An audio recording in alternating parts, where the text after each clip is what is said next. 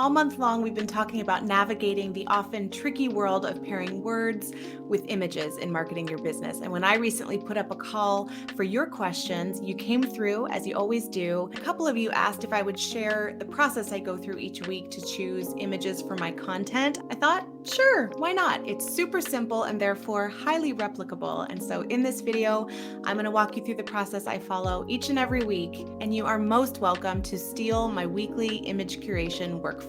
But first, if you're new here, hi, I'm Michaela Bucchianeri, psychologist turned copy coach, and I help you bring more of your in-person magic to your online presence, attracting dream clients, patients, and customers with words that connect. So if that sounds good to you, please subscribe for new videos each week. Quick bit of context before we dive in. I've experimented with lots of different types of content creation over the years, but what I have identified as a sweet spot for me is what is sometimes referred to as a hub and spoke model of content creation. That's where you begin with one core piece of content, whether that's a video, a blog post, or a podcast episode, for example, and then you repurpose pieces of that content out on your social media, to your email list, etc. This works really well for me, first of all, because I tend to pack a lot into that core piece of content. I try to make it as juicy and as useful as possible, and it allows me to aim all of my creative energy in one direction. Then it saves me time on the back end repurposing, basically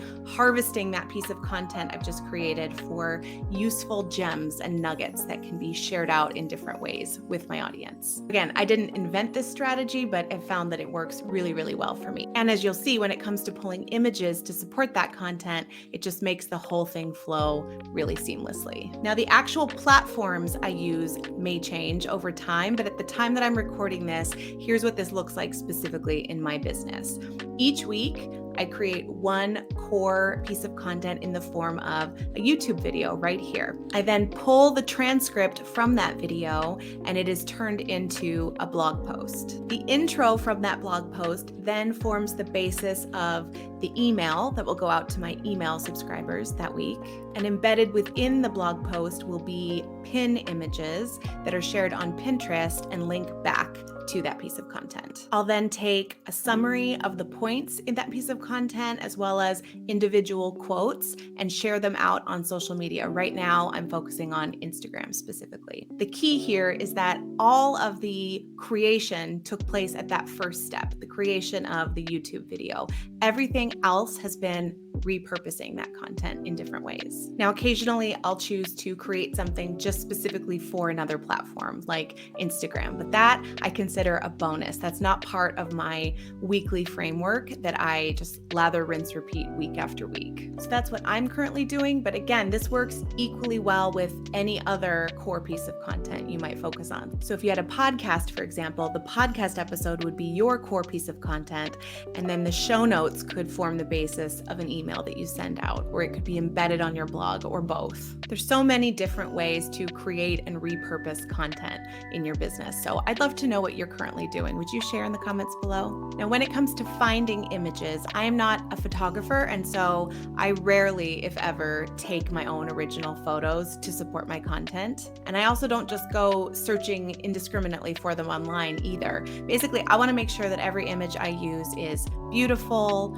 high quality, professional, and legally accessible to me to use in my business. That's why I found stock photography to be a really good solution. And if you're looking for some excellent sources of stock photography, I actually have a video sharing my top 3 recommended sites for stock photography. Each one has its own unique advantages, so I recommend you get in there and just start exploring and see what's a good fit for you. My very favorite is actually a styled stock photography subscription service called Social Squares. I love Social Squares so much that I'm actually offering you a free gift if you try it out using my link below. I'll share more about that at the end though. Okay, back to the workflow. Step 1, as I've already said, is to create your core piece of content wherever that is. For example, let's say I've just recorded a brand new YouTube video sharing why I moved from a paper planner to Asana. Once that video is recorded, I would then pull the transcript, which would form the basis of the corresponding blog post, as well as the email and so on. Because I know how that piece of content is going to be repurposed in my business, working backwards, that also gives me an idea of what my image needs will be, what kind of pictures I'll need to pull to support those different pieces of content. So that's step number 2, determine what your actual image needs are for that week of content. I like to keep a little list handy and just check it off as I'm pulling images. So for the YouTube video itself, I might need images to create my thumbnail for that video. I might need images for any B-roll footage inside the video. Then I'll need a featured image for my blog post and possibly some additional images for any calls to action embedded within that post.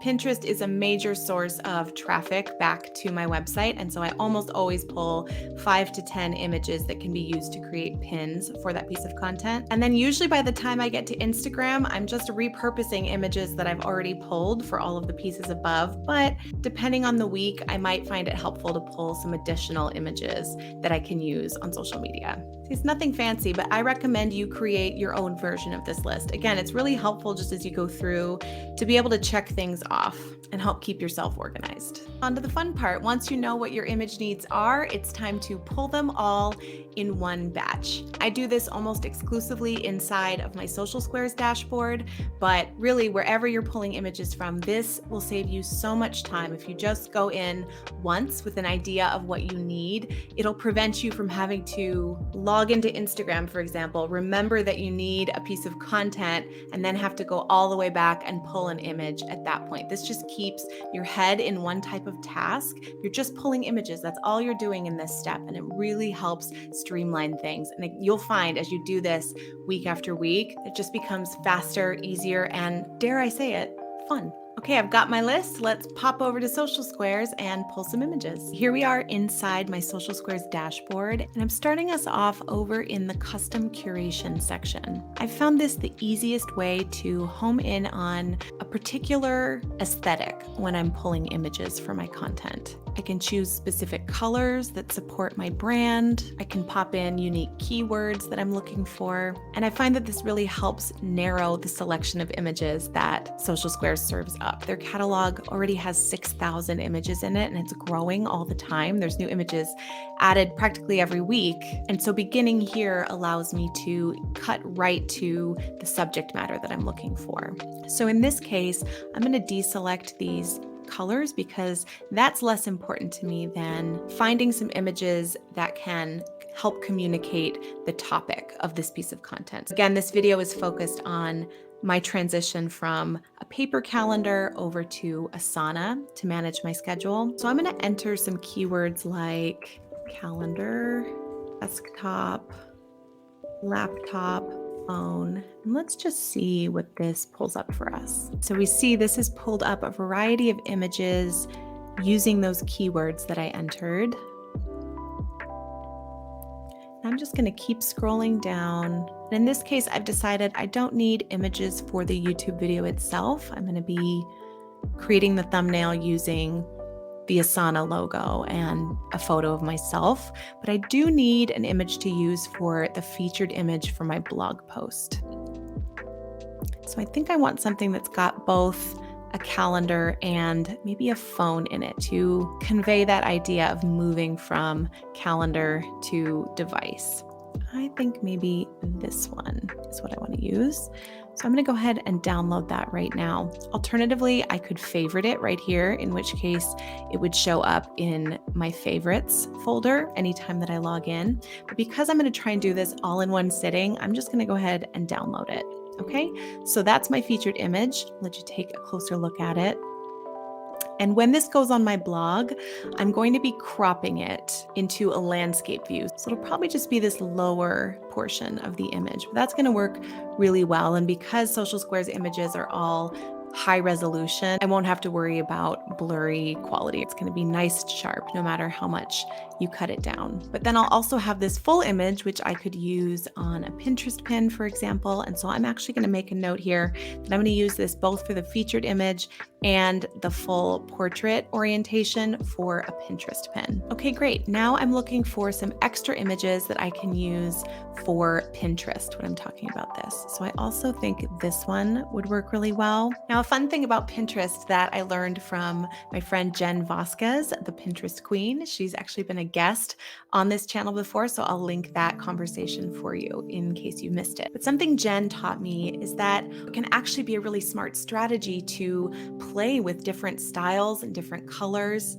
See what grabs members of your audience and gets them to click. I took that permission slip and ran with it, and I have found that that approach has really served me well. But generally speaking, I'm looking for images that have some negative space that I can use to put some really large, bold text on the pin. So I'm going to grab this one as well. And if we go back to the image galleries, this is not my custom curation section. These are just all the newest images that are available on the platform. I can choose some that are maybe outside the color palette of the featured image that I just pulled and outside of my brand colors. So maybe I want to pull something like this image right here with this one right here. It can also be fun to pull just a really popular seasonal color for your pin, because why the heck not? Because Pinterest is a platform where I know it's okay and it's even good to experiment with a different look and feel for your different pins, I'll often pop back over to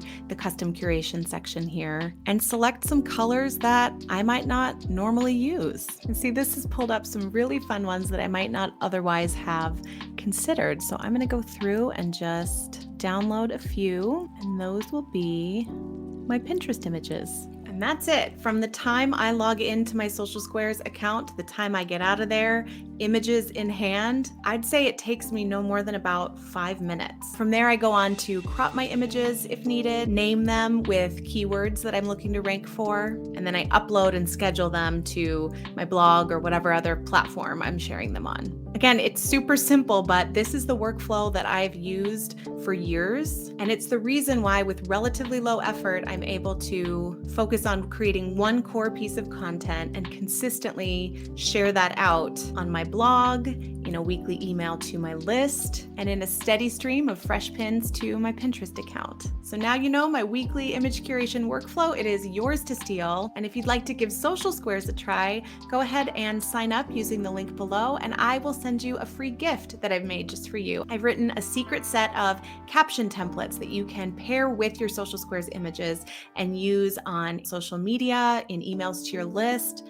blog posts, wherever you're showing up online to market your business. You're free to use them. And don't miss the rest of the videos in this series, which you can find in a handy dandy playlist right here.